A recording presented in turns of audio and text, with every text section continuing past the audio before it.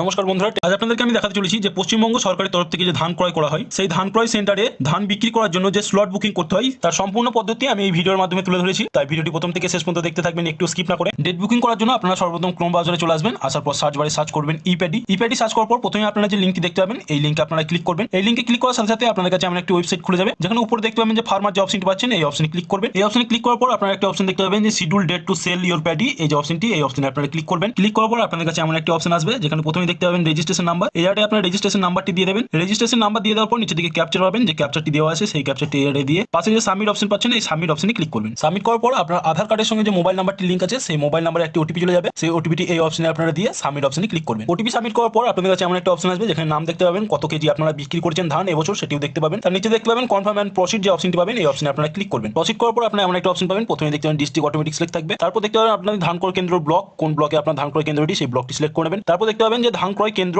আপনার ব্লকে যতগুলি ধান ক্রয় কেন্দ্র আছে সেগুলো আপনি সব দেখতে পাবেন। আপনার কাছে যেটি হবে সেটি আপনারা সিলেক্ট করে নেবেন। সিলেক্ট করে নেওয়ার পর পাশে যেমন দেখতে পাবেন একটি ক্যালেন্ডার পাবেন। এই ক্যালেন্ডারে যেমন দেখছেন যেগুলো লাল দেখাচ্ছে এগুলো মানে হচ্ছে ছুটির দিন, এগুলো কোনো ধান বিক্রি হবে না এই দিনে, এই দিনগুলো ছুটি থাকবে। উপর দিকে যে তীর চিহ্নের মতো একটা অপশন পাচ্ছেন সেই অপশনে আপনারা ক্লিক করলে মাস পরিবর্তন করতে পারবেন। এই মাসেও যেমন আপনারা দেখতে পাচ্ছেন যে লাল দেখাচ্ছে যেগুলো সেগুলো আপনারা বুক করতে পারবেন না, এগুলো ছুটির দিন। এছাড়া যেগুলো দেখতে পাচ্ছেন সেগুলো আপনি বুক করতে পারবেন, সেটি আপনারা ক্লিক করবেন। তারপর নিচে যে সাবমিট অপশন পাচ্ছেন সেই সাবমিট অপশনে আপনারা ক্লিক করবেন। সাবমিট করার পর আপনারা এমন 60টি স্লট দেখতে পাবেন যেমন দেখতে পাচ্ছেন। তার মধ্যে আপনারা যে লাল দেখতে পাবেন সেগুলো হচ্ছে আগে থেকে বুক করা আছে, আর যেগুলো নীল দেখতে পাবেন সেগুলো ফাঁকা আছে। উপর দিকে আপনারা যেমন শিডিউল দেখতে পাবেন, কত নাম্বার থেকে কত নাম্বার বুক করলে আপনার টাইম কতক্ষণ পড়বে। প্রথমে যেমন দেখতে পাচ্ছেন 1 থেকে 9 পর্যন্ত আপনি যদি বুক করেন সেক্ষেত্রে আপনার 9টা থেকে 10টার মধ্যে আপনাকে ধান নিয়ে যেতে হবে। তারপরে যেমন দেখতে পাচ্ছেন 10 থেকে 18, সেখানে আপনাকে 10 থেকে 11টার মধ্যে যেতে হবে। এখানের মধ্যে যতগুলো নীল ঘর দেখতে পাবেন সেখানকার মধ্যে আপনি একটি স্লট সিলেক্ট করবেন। সিলেক্ট করার সাথে সাথেই দেখবেন সেই ঘরটি আপনার হলুদ হয়ে যাবে। তারপর নিচে দিকে যে সাবমিট অপশন পাবেন সেই সাবমিট অপশনে আপনারা ক্লিক করবেন। সাবমিট করার সাথে সাথেই আপনার স্লট বুকিং হয়ে যাবে। আপনাদের কাছে এমন একটি রিসিভ আসবে, তার নিচে দিকে আপনারা একটা অপশন পাবেন ডাউনলোড এন্ড প্রিন্ট, এই অপশনে আপনারা ক্লিক করবেন। এই ডাউনলোড এন্ড প্রিন্ট অপশনে ক্লিক করার সাথে সাথেই আপনার যে রিসিপ্টটি সেটি ডাউনলোড হয়ে যাবে। এই রিসিপ্টটি আপনি প্রিন্ট করে রেখে দেবেন, যখন ধান বিক্রি করতে যাবেন তখন কিন্তু এই রিসিপ্টটি দেখবে। আর এই ডেট বুকিং করার পর আপনাদের কাছে যদি ডাউনলোড অপশন না দিয়ে যদি এমন এরর দেয় সেক্ষেত্রে আপনারা কি করবেন, একইভাবে আপনারা আবারও সেলফ শিডিউল অপশনে গিয়ে আপনার রেজিস্ট্রেশন নাম্বার ও ওটিপি দিয়ে লগইন করে নেবেন। লগইন করে নেওয়ার পর আপনাদের কাছে এমন একটা অপশন আসবে যেখানে দেখতে পাবেন আপনার ডেট বুকিং হয়ে গিয়েছে। আর নিচে আপনারা দেখতে পাবেন যে ডাউনলোড বুকিং স্লিপ, এই অপশনে আপনারা ক্লিক করবেন। তাহলে আপনারা যে রিসিপ্টটি আগে ডাউনলোড করে দেখালাম একইভাবে আপনারা দেখতে পাবেন। মনে রাখবেন যখন ধান বিক্রি করতে যাবেন তখন এই রিসিপ্টটির সঙ্গে আপনাকে যে রেজিস্ট্রেশন সার্টিফিকেট হয় সেই রেজিস্ট্রেশন সার্টিফিকেটটিও প্রিন্ট করে নিয়ে যেতে হবে। এই রেজিস্ট্রেশন সার্টিফিকেট আপনারা কিভাবে ডাউনলোড করবেন সেই ভিডিও আমি খুব শীঘ্রই এই চ্যানেলে আপলোড করে দেবো। যদি সেই ভিডিও দেখতে চান অবশ্যই চ্যানেলটিকে সাবস্ক্রাইব করে নেবেন, কারণ ভিডিও আপলোড করলেই সঙ্গে সঙ্গে আপনার কাছে নোটিফিকেশন চলে যাবে।